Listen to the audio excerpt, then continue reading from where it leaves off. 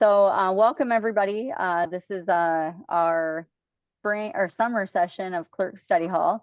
I've got Don Meyer of Manning, Deanna, is it Rackemeyer? Yep. Of DeWitt, and then Shelby Hagan of Bondurant. They are all clerk mentors of ours here with the league. So they're always willing to help, and they are going to be leading this panel today. So we did have some questions come in ahead of time, so we're going to touch on those. If there's time for more discussion after that, we'll go ahead and do so. But there was quite a few questions submitted that may take up the entire session. So I'll hand it over to you guys to go ahead and get started.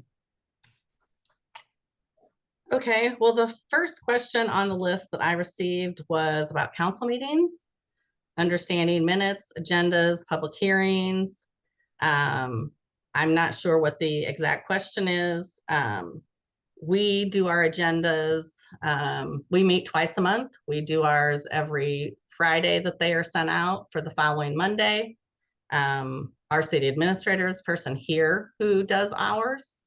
In different places, it may be a different person that does that.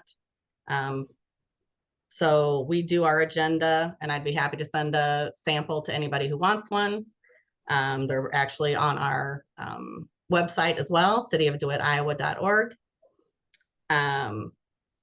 Public hearings are typically for certain things like your budget amendment, zoning changes, bonding. There are certain things that require public hearings and many things that do not. And then our city clerk does the minutes at the meeting, and then the next day she types them up, and after they are approved by the administrator, she sends them to our newspaper. So I don't know if any of the other mentors have comments on the way they do their agendas. We handle ours very similarly. The agenda is something I put together. Obviously, council or mayor can ask to be put on there. We have a really relaxed policy. You know, pretty much anybody from the public can be asked to be put on there, and we do. So we have a pretty relaxed policy there on how to get on the agenda. Something that has kind of evolved over the years is we use a very, very big consent agenda. We used to do separate action items for just about everything, and the only thing that was on our consent agenda was minutes and treasurer's report and things like that. Now, even like resolutions that are things that we already talked about, but we had to take formal action, things that are non-controversial, liquor licenses, things like that, all go on our consent agenda. And then the council knows that they can pull anything off that they want to talk about separately. But that has caused us to be able to be very efficient in our meetings and knock out, a lot of items in a very short period of time. So same thing that's kind of our agendas. And then minutes, I actually kind of cheat and I have the minutes pretty much typed up when I walk into the meeting. Obviously, I need to fill in the discussion items and things like that, but I walk in with a blank motioned, blank seconded to approve resolution, blah, blah, blah. And then I can fill in the blanks while the meeting's going on. I never send it the night of the meeting because sometimes there's just, too many things going on, but then that lets me the next day read back through. Yep, I captured everything and get it sent out. It also helps council if they're not sure whether they need a roll call or not on something, that you've already kind of thought through that and have that in front of you. And I'm driving, so I'm being super safe right now. I called in because we have GCMY annual meeting today, and I'm the past president and I'm organizing. So I'm here to help Amanda out. We use agenda management, which is a huge lifesaver. We use Civic Clerk. Before Civic Clerk, I think it was Town Cloud or something, which was only $50 a month. So it's super reasonable in price. And it is a huge lifesaver. I don't have to track people down. People can work on the agenda whenever they have time. All my directors, I don't really have to create as much as I used to. We utilize agenda statements, which gives background to the council and the public on what that item is referring to, all the background information from planning and zoning, parks and rec, whatever, or like an engineer's letter, all that stuff. And that way it's a great historical base as well. I also have a cheat sheet for my council during the meeting. So that way they know like when to do a roll call vote, a voice vote. We also utilize the consent agenda like crazy. It's been a lifesaver. So if there's nothing controversial, I would highly recommend utilizing that. Also my minutes are done through Civic Clerk. So I can pretty much do my minutes because it's all automatic through that portal, and I can publish it before I even leave the meeting, which saves a ton of time.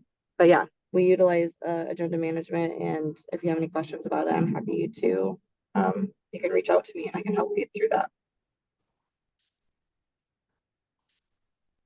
Are there any questions specifically on the agendas or the minutes that we didn't hit?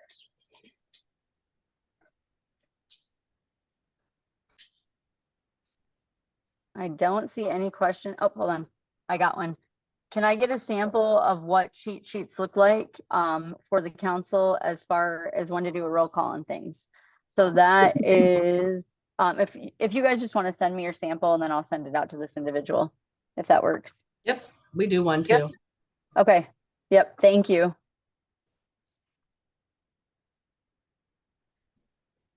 That was the Okay. only question that I had. The next thing was just about public participation, people being able to talk during the meetings, and how you handle disruptions. We fortunately don't have a whole lot of people that attend our meetings. If they do, we have an item right after our consent agenda for public comment. It is for people to comment on things not on the agenda. Because we do allow during each item, if somebody wants to comment during that item, we would allow that. If we had a lot of people, we would limit the time. It just isn't really typically an issue for us. Unless you start talking about people's sidewalks, then you'll have them all turn out. You don't have to allow them to discuss it at each item, but we choose to do that. We do something similar. The mayor, you have to have a strong mayor. If you're having a lot of disruptions, the mayor needs to be shutting those down. We do the same thing. We offer 2 minutes per person. And then the mayor will have to sometimes stop those people from going back and forth and basically creating an argument within the meeting. We typically do where the public gets to talk and then the mayor says, thank you for expressing your opinions. Now it's the council's turn to discuss. And then, so there's kind of a very clear, that was the public portion and now it's discussion time. Sometimes you'll have the council re-engage with a member of the public, but for the most part, that allows everybody to feel like they were heard, but also know that their role in the public participation has ended. We have an item on our agenda, guests wanting to address council that on something that's not related to the agenda. If there's no, like it's a different item. Otherwise, our mayor, like she said, if you have a strong mayor that takes charge, it's great. It's kind of at his discretion on how he handles it. And I feel like he knows when to shut it down. We don't really necessarily have a time limit, and like everybody else, you don't have a lot of people coming to your meetings. So it's very, when that does happen, but we have people come up to the podium, they have to state their name and their address for the record. And sometimes people don't want to do that either.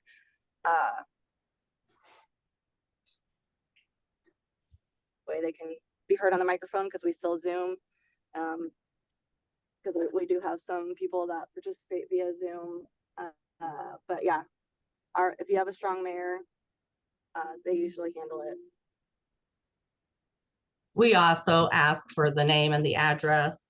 I will state we don't do word for word minutes. We do action only. We don't ever publish the citizen's name in the minutes. So it's not somebody who's going to just see their name in print to just talk at the meeting.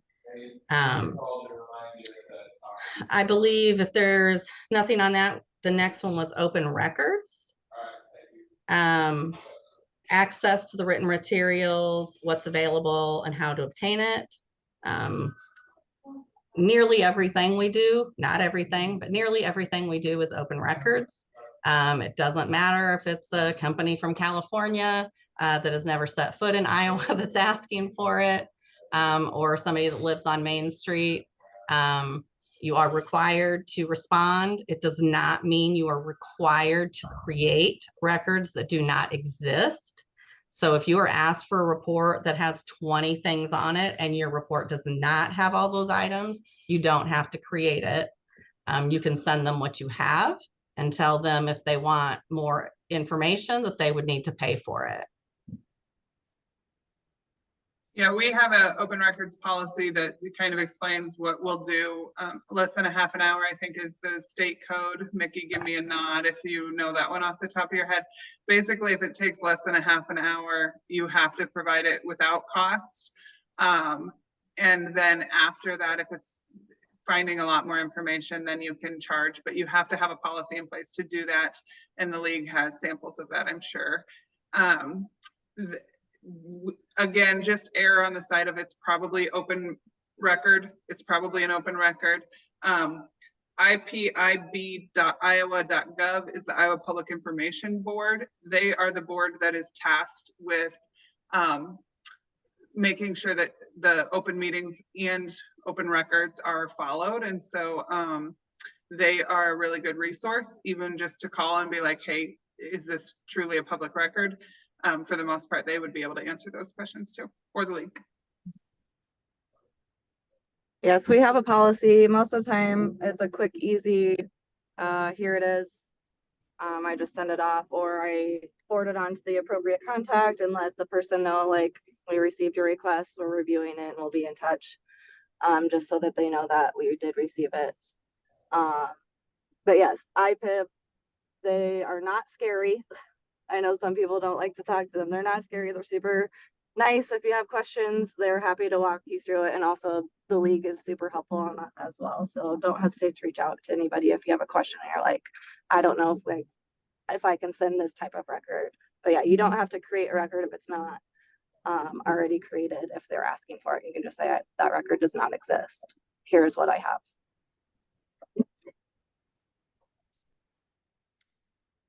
If there's no additional questions on that, I think we'll move on to the next one, which is kind of a big one. City code. How do I access it and understand local laws? Well, I'm sure it makes great reading at night before you go to bed. Most of us are very busy on our day-to-day and don't have time to read the code forward and backwards. However, as items come up, you certainly should refer to your local code to see if it has something different than the state code. I think that's just one of those things that kind of as things come up, you would deal with those. If you are a go-getter, I guess you could take it home and read it cover to cover. I'd be sleeping in just a few minutes, I think, if I did that. 5365. Any comments from the rest of you on learning your city code? Yeah, you're just sticking out the ones that you go to often, and you'll learn it as you go. Like somebody's going to ask this time of year, how tall can grass get before you get mad at them? Some towns are 8 inches, some towns are 12. So, you know, you will learn quickly how nice it is to be able to say, let me look into that and get back to you. Don't tell them the wrong answer, and then go find it and find the actual code in front of you. But there's nothing wrong with saying, I don't know that one off the top of my head. I'll check and get back to you. Yeah, I echo the comments. It just kind of stuff comes up as you go, and you have to look it up and relay it on. Fortunately, I have a big enough staff now that I can shoot it off to my planning department or my public works, because it would be more their area. But you just kind of get used to it. And I think we have like a index of like kind of like buzzwords, so it's easy to find all the things that relate to that in the code. We're getting ready to redo our code next year, so I'm super excited about that. but yeah, it just kind of comes up as you go on from day to day.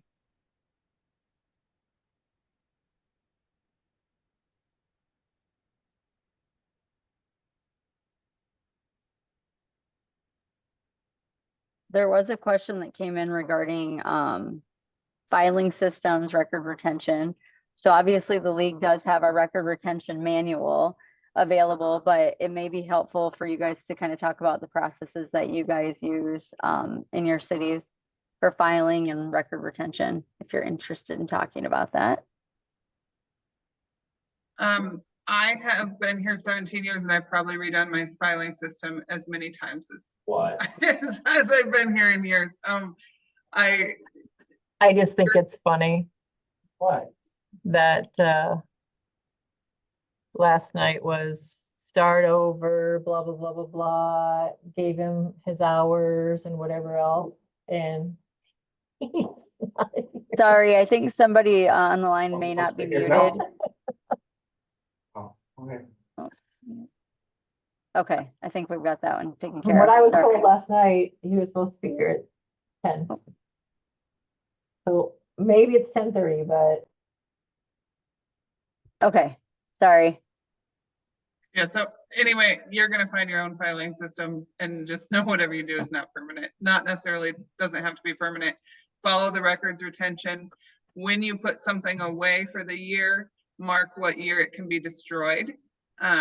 That will help you a lot so that when you're going through the basement is where we file our stuff, you can look for, you know, come July 1, we will look for anything that says destroy July 1 of 2024 and be able to purge that year.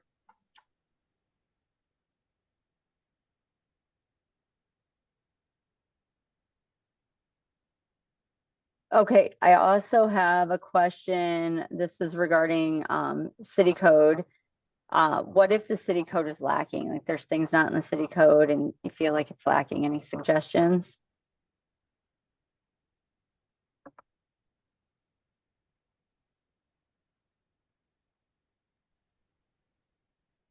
Can we clarify that question a little bit more? Like lacking in what? If Let me, anything, you can always go to ClerkNet and ask what people, you know, I'm always ours is online, obviously, but you can always ask ClerkNet, like, hey, does anyone have an example of this portion of the city code so you can compare? Would be a good way to do that, I guess. See what other cities are doing. Yeah, this is super basic, but basically city code is a collection of ordinances. So if you have a section of your code that needs to be addressed, you can change that via ordinance. Most code books have in the very back of them how to go, samples of how to go about adding a new ordinance or changing an existing ordinance. Especially if you're new, you probably want to check with your city attorney, make sure it doesn't, you know, conflict with a state code. But essentially city codes are city laws, and so your council has the ability to change those if there's something that needs beefed up or changed. okay, I do have another question. This is back to the record retention. What kind of files should I keep close and which ones should we put in the back? As I can talk about record retention since I've taught a few classes thanks to Mickey. So I created a records retention system in Laserfiche, and it basically just I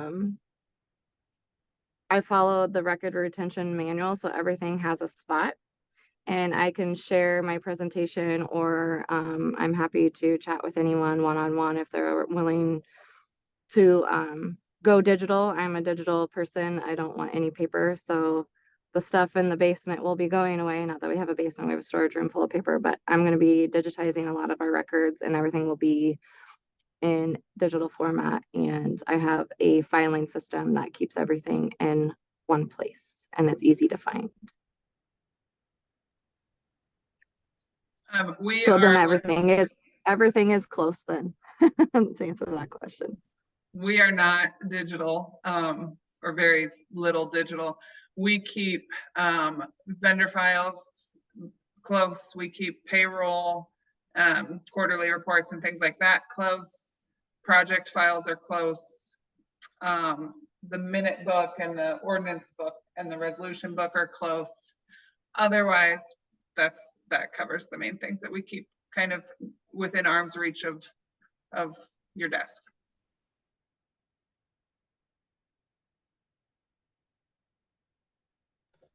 I think we lost one of our presenters. She looks frozen. I didn't realize we did, but it's possible. Maybe she got pulled away with something at City Hall. You know how that goes. Okay, that was it for the questions that I've had come in directly. So I don't know if you guys want to go back to the questions that were submitted. Sure. The next one was hiring process, new employee recruitment. How does the city hire new staff? I would tell you, we have very, very little turnover. And so we don't run into this a whole lot other than police. And that police, I would say, is kind of a crapshoot. Good luck. If you're a small town, you probably are going to hire them uncertified and then put them through school, and then they will quit and go work for a bigger town. That sounds a little doom and gloom, but that's the reality of the police department. Otherwise, we just put an ad in the paper. Sometimes we've used Indeed or something like that, but for the most part, our hiring is pretty simple because we have few and far between positions. We have an online platform called NeoGov that we put, and I think it shoots it out to all the job search platforms. My finance director, she's also an employee services director. She's the one that could give you more insight on that, but we utilize NeoGov.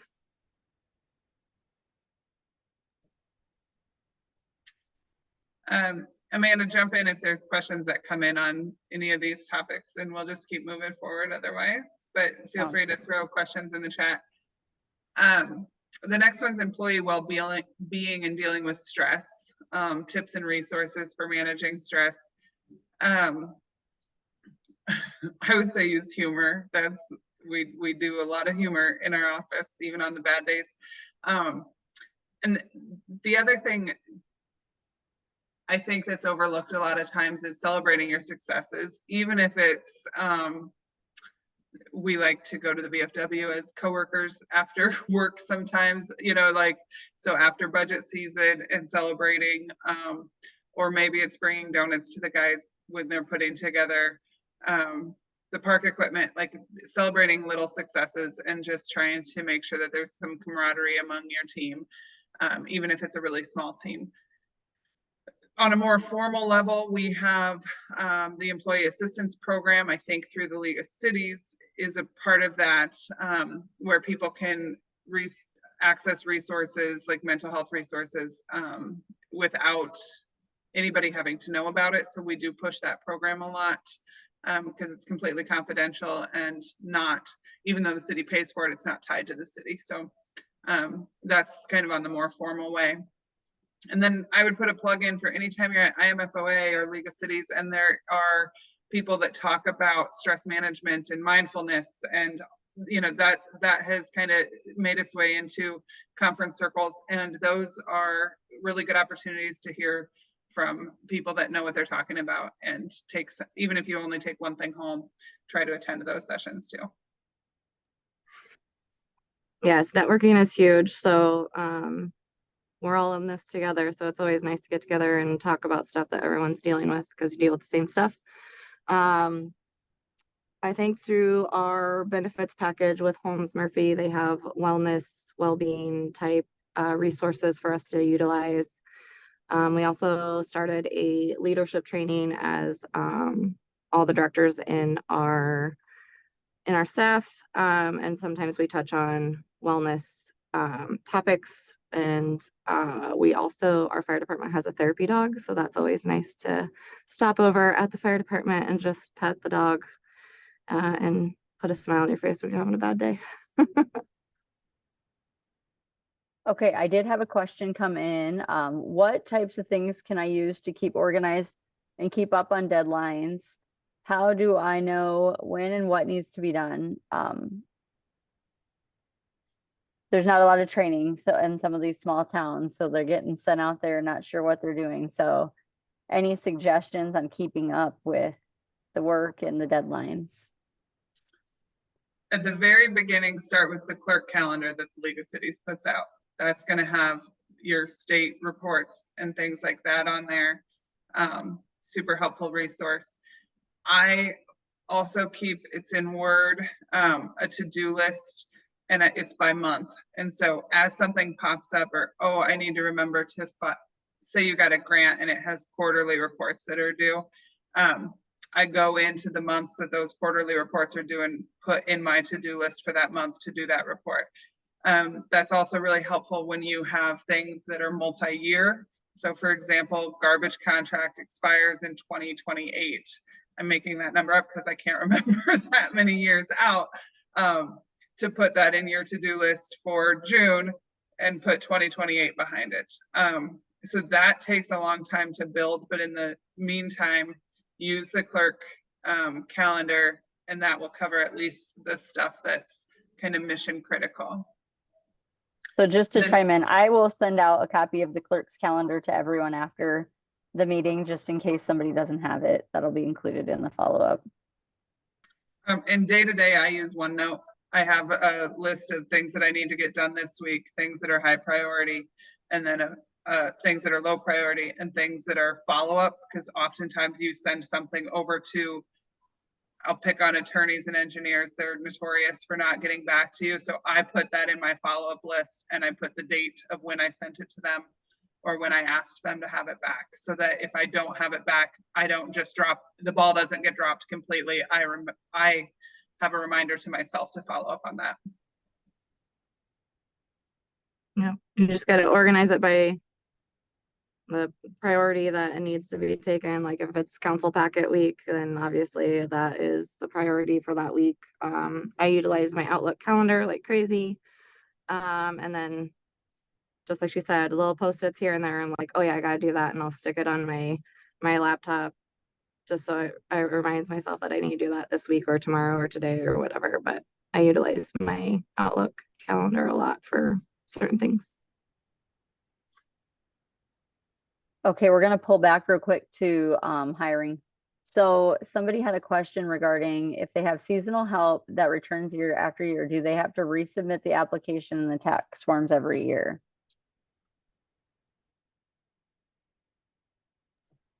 Ooh, I'm not sure on tax forms. Are they IPERs? I believe if you don't want them to become a permanent part-time employee, if you don't want to pay IPERs, I believe, and Mickey, sorry, I might make you jump in if you know the answer to this better than me. Then if you don't want to have them be IPERs covered employees, then they have to resign at the end of the season, so that when you rehire them, they're not considered a permanent part-time employee. But we pay IPERs to our permanent part-timers, and if they're kids, then you don't have to worry about that. So she said it was no IPERs, and thinking along the lines of like pool and park employees, so no IPERs. We do not make them reapply. We consider them, they just still have their job and they just aren't getting new hours until the new season.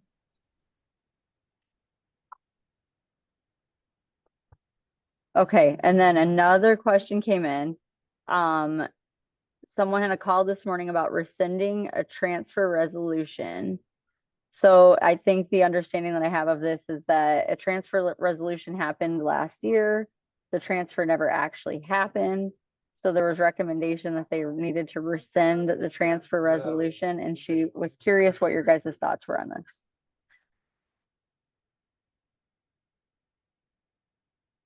So I think that there was a prior clerk there that did the resolution. It was passed, and then maybe just did not actually follow through with the transfer, and then a new clerk started, and now they're trying to figure out what to do. So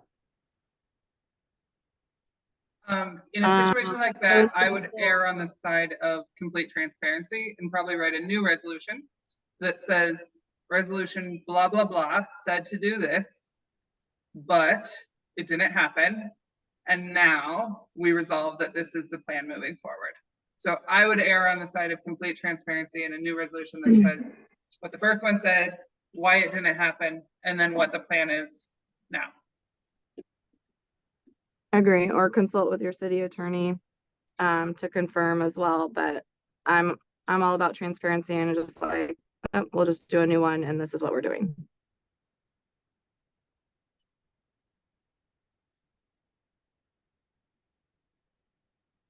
Okay, and then how many times do amendments happen? For budgets, I would assume, yeah, if we're talking about a budget amendment. The legal answer is that you have to amend your budget before you go over. In reality, we amend once in May. Start the process in April, finish it in May. yeah, I think we only have one anymore. We used to have a couple a year when I first started, but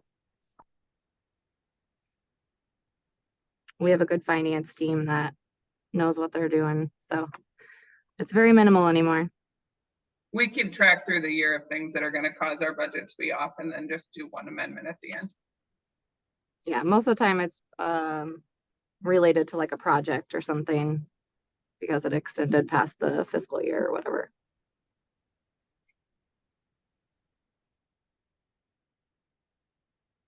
Okay, that's all that I have for questions in the chat box. So if we want to go back to the questions that came in. This one goes right into budget also.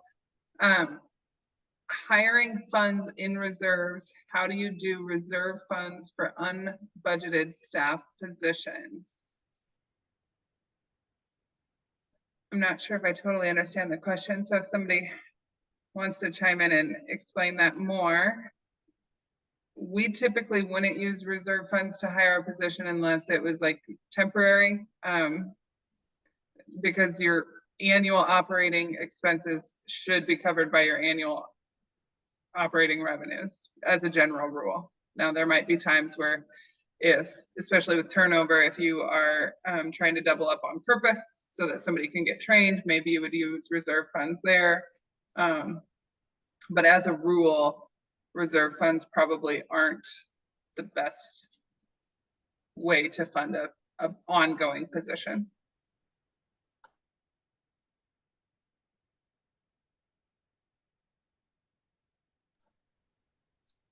Shelby, did you have anything there? I am strictly city clerk. I don't do any of the finance stuff, so we're going with your answer. Okay. I can always pass it on to my finance team if needed.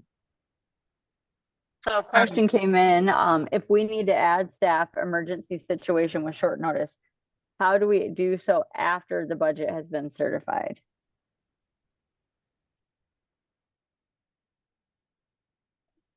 Again, I'd look at the situation and figure out what your long-term, how you're going to fund it long-term.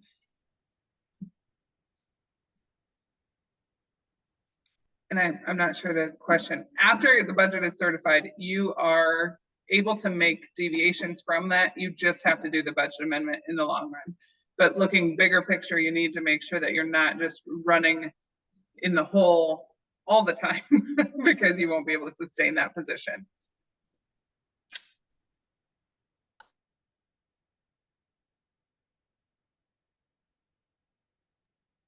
Okay, so I'm gonna we have some questions regarding utility billing, but I think that comes up.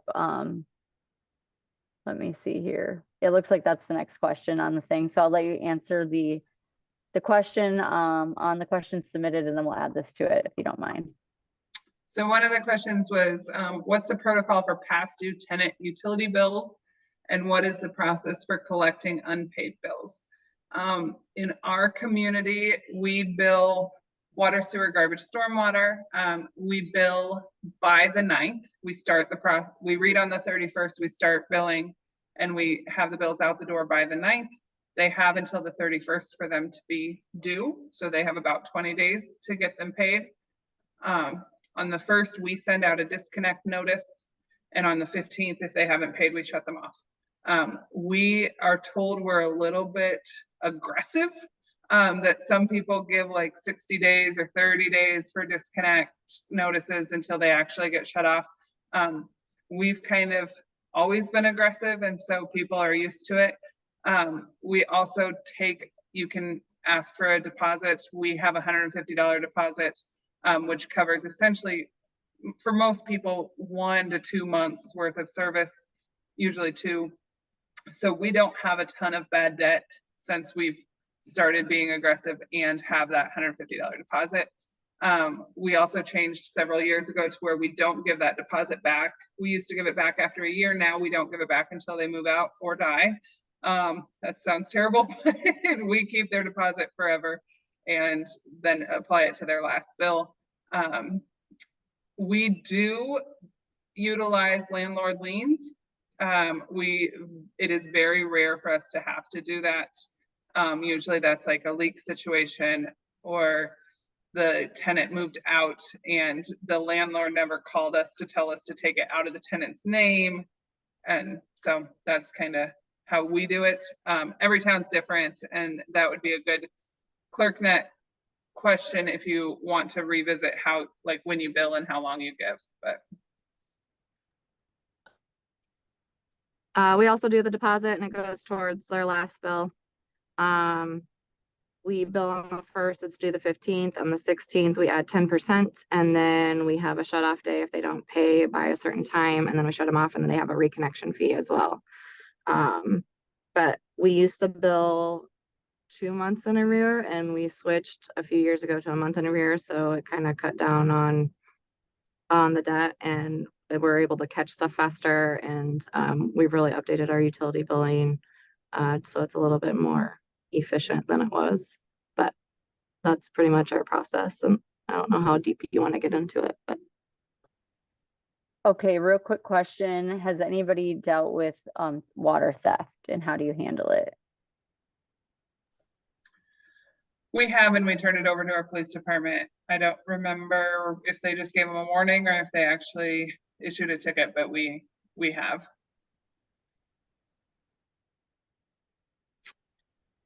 we have, but I think every situation is different. So I'd have to check with how we have handled that in the past. I can't totally answer that because that's not my department. Okay, and then we are needing new meters and radios because the batteries are starting to go dead. They were quoted for 350 houses. It was about $12,000. What are some of the metering companies that they can call and get some pricing and estimates? I don't know if you guys have recommendations right now, if that's something we'll do offline. I don't off the top of my head. I know who Okay. we use, but that's it. Okay, yep, we Yeah, can. I'd have to ask my public works director. Okay. And then this is going back to budget discussions preparation. So what is your process for involving the council in the budget discussions and preparation? We bring it to council when it's a balanced budget, and we call it the department requested budget. And then there's kind of a memo that explains what is included in the department requested. It also includes, like, if we have the built-in water or sewer increases in there, or if we as staff feel like we can forego those. So we basically do the budget completely with department staff and then bring it to council.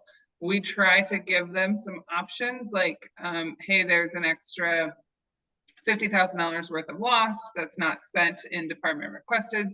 If you want to spend it on something or pay down a debt or just put it away for a rainy day. So we try to give them some flexibility within the department requested budget to make some decisions like that. And then obviously they can veto, they can say, no, I don't really think that this is necessary this year. We have a really good council and we have a long time staff. And so they really do trust if the public works director says that his top priority is a new skid loader, they trust that that's a legit request and they don't really mess with the department requested budget too much.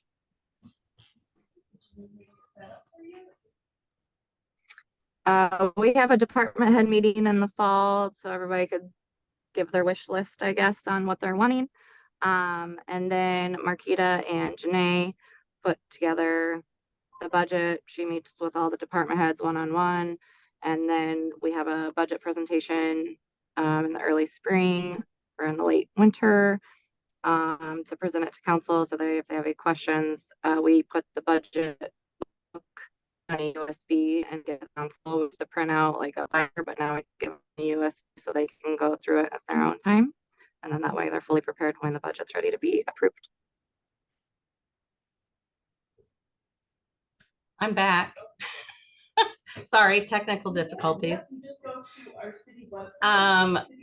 We meet with what I do is send out everything to department heads. They submit to me what their requests are.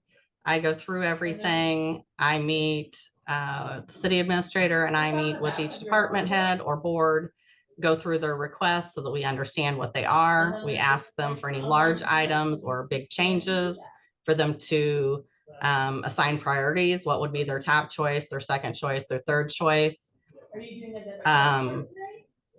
We then take it to council and council ultimately makes the decision and comes down to a balanced budget, and they go through line item budget.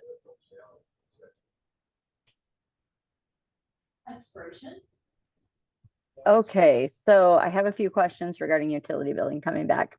So they have a customer that approximately pays about 90% of their bill every single month, but never will pay it all the way off. Any suggestions on how to handle that? We typically don't shut people off for less than $40. So it would depend on how much the amount was. If they're leaving $5 or $10 on there, we wouldn't do anything about it. If they're leaving $50 on there, we would shut them off. We're very similar. I think probably 30 is probably our cutoff. So if it was under that, I mean, we have people all the time that pay less the $5 late fee. But if they short paid it every month and it kept growing, ultimately they'd get shut off. Okay, another question regarding utility billing. Is there a benefit to moving inactive accounts to bad debt versus just leaving them in an inactive state? So I assume this is like within GWorks software, you can put them into bad debt or inactive. Just curious if there's a benefit to doing that. Our policy is we don't write off anything for 10 years because if you have their social security number, that's what you can collect. You can collect for 10 years. So we will write it off after 10 years, but we leave it on our regular books for 10 years. Yeah, we're kind of similar. We don't really move things to a bad debt. We file liens when possible. We go after landlords when possible. We use the set off program. God love them for the changes that they made. But you know, we go after it for as long as we can, and sometimes they move back.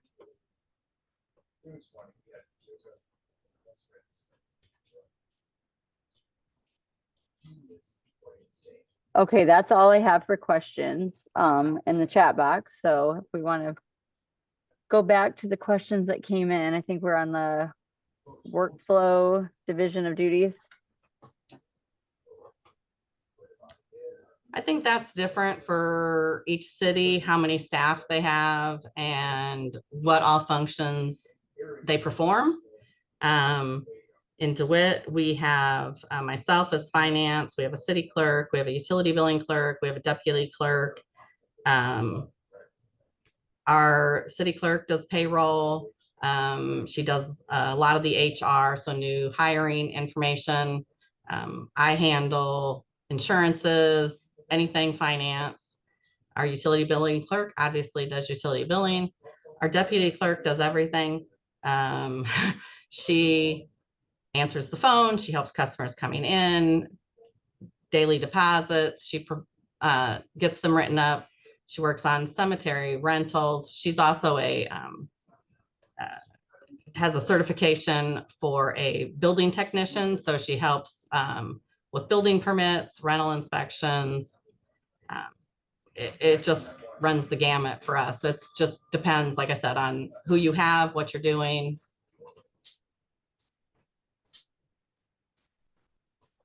Yeah, same. I've seen a lot of different towns with different structures. Here we're smaller, we're only 1,500 people. So we just have myself, I'm the clerk administrator, and then we have a deputy clerk. So the deputy clerk is basically the one that handles pretty much all of the day-to-day. She enters the payroll, she does the utility billing, she does all that type of thing. And then I'm kind of the checks and balances that I oversee I look through the payroll before she hits print. I do like the month end kind of things. And then I do the state reporting and things like that. And then obviously the administrator hat's a little bit different. That's more economic development, personnel, things like that. So we're super small. And I would say that as staff changes, and you see this across different towns, as staff changes and you learn the skill sets of your people, sometimes something gets added to somebody's plate that gets added because that person is good at it. And then if that person, like social media is a great example, you can't just say social media is such and such job titles job, because some people are good at it, some people aren't. So find the people that have the right skill set and let them kind of take on some of the things that they're good at and shift some of the things that other people are stronger at. I don't have any questions as of now.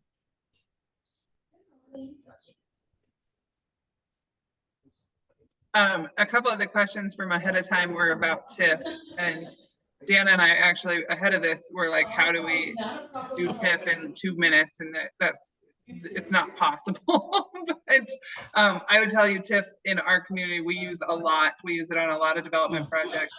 TIF is not something that you can handle by yourself. If you think that there is a project that is big enough and worthy enough of TIF, reach out to experts. The league could get you started, or if you have a bond attorney, you can talk with them. You will not be able to do a TIF project alone. You will have to call in the experts, or you'll regret it if you try to do it alone. So that's my TIF 101. Don't try to take a TIF class when you're brand new to clerking, because it is intense. So if possible, maybe when you're in 6 months or a year, then maybe take a class on TIF. But when you're brand new, there's a lot of terms that are thrown around that you haven't learned in your day-to-day yet. We also use TIF a lot. Probably one of my first conferences, I went up to Bob Johnson. I'm like, okay, what is this TIF thing that you hear the term and don't really know what it is. It is a basic economic development tool. Basically, it freezes the value as it exists. So any development, so it's bare land, anything built on it is increment or growth, and that is split in a different way. And that's that in 60 seconds. But there's a whole lot more to it. You can do a lot of things. I would say one of the things that we have made sure to do in our agreements is to protect the city. Many time developers, their time frame is very aggressive. The value that they estimate is going to be higher than it may end up to be. So we always put in it that if they don't meet those regulations, we pay less or don't pay at all. So we protect the city in that way.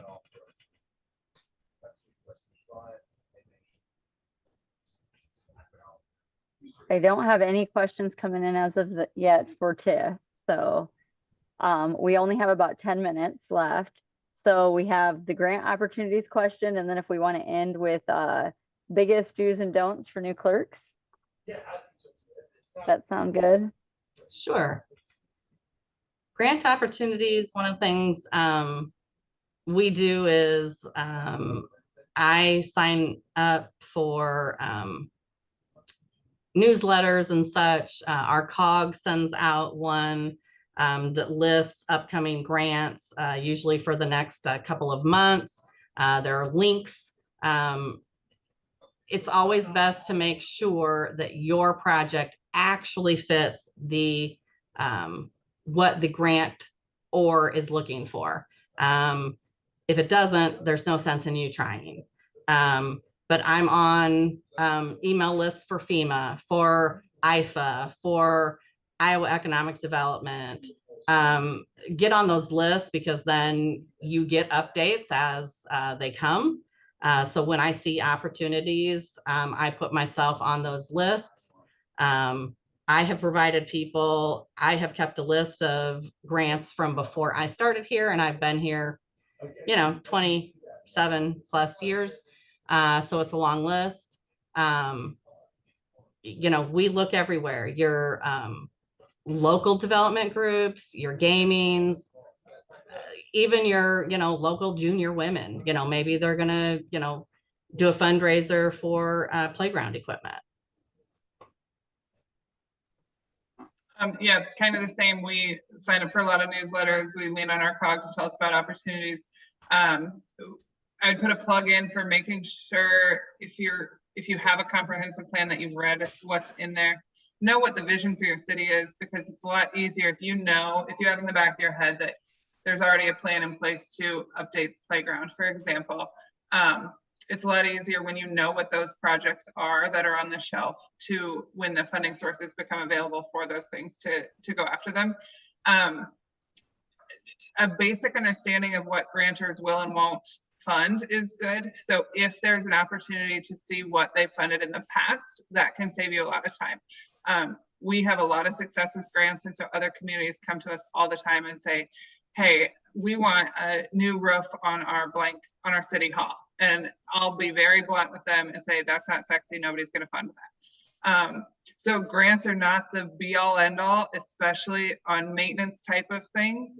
Grants are just knowing that grants are more for new and flashy typically. I mean, that there's probably a grant out there for something that's not new and flashy, but for the most part, grants are new and new services. So new amenities or new services that you don't already have. After it's funded, they expect that you're going to upkeep it yourself. And so upkeep type of grants don't really exist. Street grants don't really exist. People get really, even the public, why are we spending all this money on trails? We should be fixing our streets. Well, there's not grants to fix streets. There's grants to build trails. So just there's things to keep in mind in knowing what grants are for and what they're not for, because you will waste a lot of time if you're out looking for grants for upkeep and things like streets. Okay, I have a real quick question that I think hopefully we can cover before we get into the tips for new clerks. Do you have any documents that that need to be recorded? So like, are there specific things that always need to be recorded? Like property sold, delinquent repayment plans, anything specific off the top of your head? This might be a hard one to answer off the top of your head. We record easements, particularly permanent easements, plats.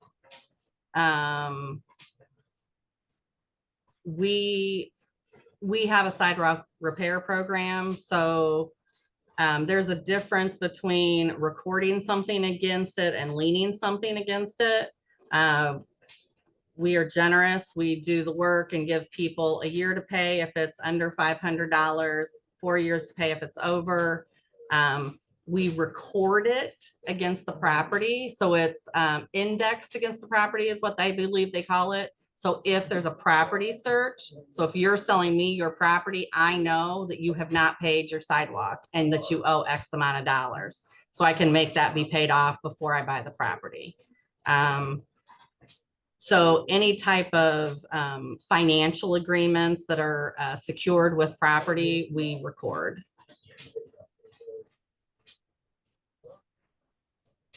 I think you covered the things that we record. We don't have a ton of things that we record. Okay, so I have a few other questions come in. I don't think we're gonna have time to answer them all, so we'll follow up offline. I'll just let you guys spend the next 5 minutes real quick, just covering any major tips or tricks that you have for new city clerks. Go ahead and take the floor. I would start by reaching out to your peers. Don't be afraid to reach out to resources. All of us were total idiots at the beginning. Probably wouldn't have taken the job if we didn't know, if we knew how much we had to learn. Don't be afraid to reach out to the league, reach out to Iowa Public Information Board, reach out to the clerk in the town over. The mentor program. Literally do not, I can't stress that enough. Do not be afraid to call.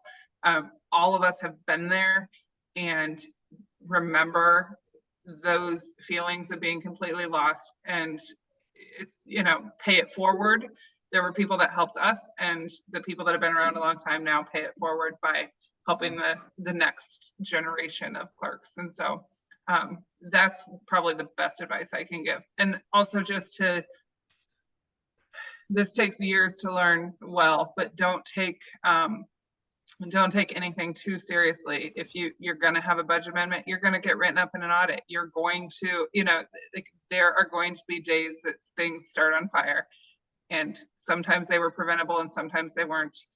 And you're going to figure out how to put the fire out, and you're going to be fine. So don't get too worked up when things start on fire. Yeah, you might have days when you have a 1 week old computer and the sound stops in the middle of a webinar or something. I would say give yourself grace. There is a lot to this job. I guarantee the people that hired you had no idea what you do on a day-to-day basis, a weekly basis, an annual basis. So give yourself time. It does take time to learn, and she's 100% correct. Reach out. I have been doing this a long time. ClerkNet is fantastic. Didn't exist when I started. I get emails both on ClerkNet, and I really try to respond if I think something has not been handled. I get calls and messages directly all the time. I'm more than willing to try to help anytime I can.